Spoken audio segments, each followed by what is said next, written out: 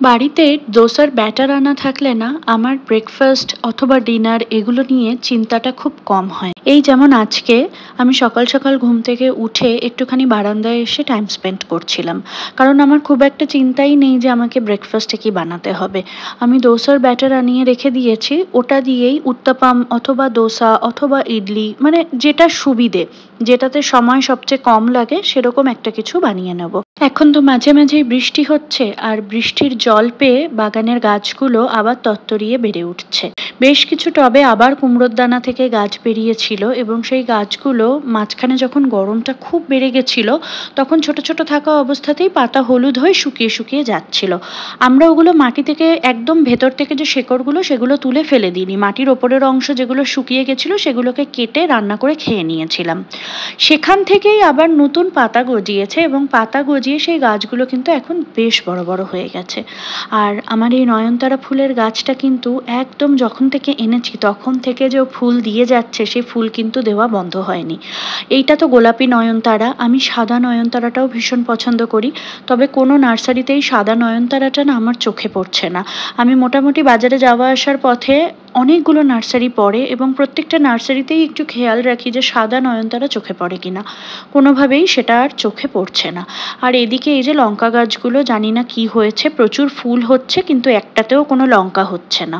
বারান্দায় গিয়ে গাছ দেখতে দেখতে মাথা থেকেই বেরিয়ে গেছিল যে ব্যাটারটা একটুখানি বাইরে বের করে রেখে দিতে হবে। একদম ফ্রিজ থেকে ডিরেক্টলি বার করে সেই ব্যাটার দিয়ে দোসা বা ইডলি বানালে সেইগুলো না খুব ভালো হয় না, তার টেক্সচারগুলো। খুব ভালো ইডলি বা দোসার জন্য কিন্তু ভীষণভাবে বাইরে থাকা ফার্মেন্টেড ব্যাটার প্রয়োজন হয়।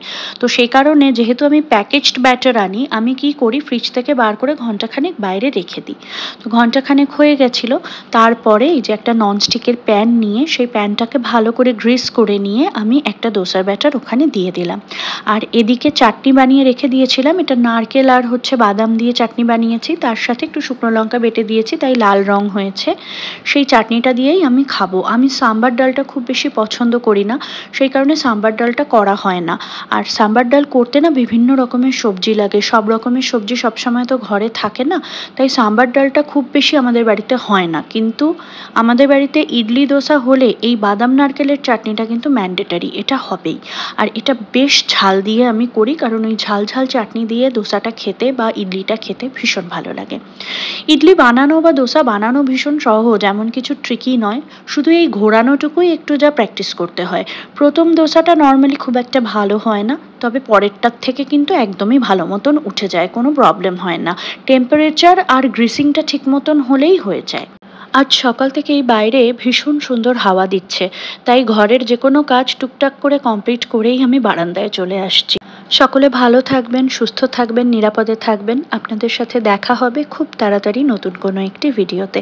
আজ তাহলে আসি। আর হ্যাঁ, বাউন্ডুলে বংশ চ্যানেলটির পাশে থাকতে ভুলবেন না যেন।